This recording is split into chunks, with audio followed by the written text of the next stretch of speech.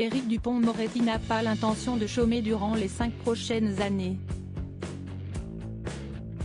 Ce jeudi 5 janvier, l'homme politique de 61 ans a présenté à la presse sa soixantaine de mesures qui visent à améliorer le système juridique français. Ces propositions concernent un effort budgétaire, comme le rapporte Le Monde, mais aussi une lutte contre la surpopulation dans les prisons, plus d'autonomie de gestion pour les juridictions ou encore une numérisation accélérée de la justice. Un plan de grande envergure, qui va nécessiter des centaines d'heures de travail. Cela fait notamment écho au passé d'avocat reconnu du ministre de la Justice.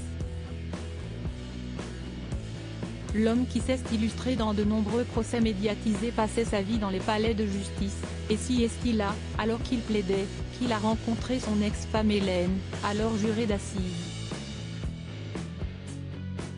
Le 12 octobre 2020, BFM TV proposait en soirée l'enquête appelée Éric Dupond-Moretti, l'ogre de la justice avec au passage, le témoignage qu'avait fait Hélène dans l'émission de France 3 français, Si vous parliez. En 1995, expliquant que son époux était déjà un bourreau de travail. Si est fatigant.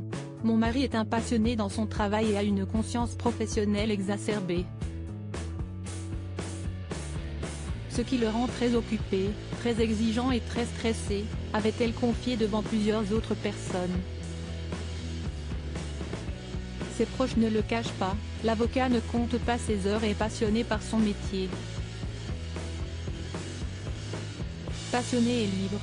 Le compagnon de la chanteuse Isabelle Boulay est un avocat passionné mais aussi un homme politique investi. Ce vendredi 6 janvier, Éric Dupond-Moretti était invité sur le 7/9e. 30 de France Inter. L'occasion pour le présentateur, Nicolas Demorand, et le journaliste, Yael Gous, de questionner l'ancien avocat sur ses ambitions pour l'avenir. Éric Dupond-Moretti, il vous plaît ce job de garde des Sceaux? Vous vous voyez durer jusqu'en 2027? A demandé le chef du service politique de France Inter.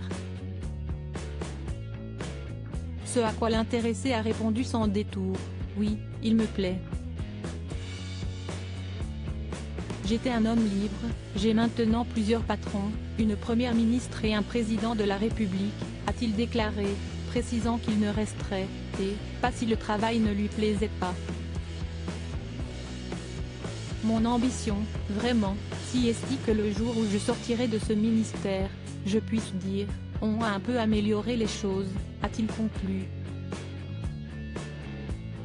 Crédit photo, Dominique Jacovide.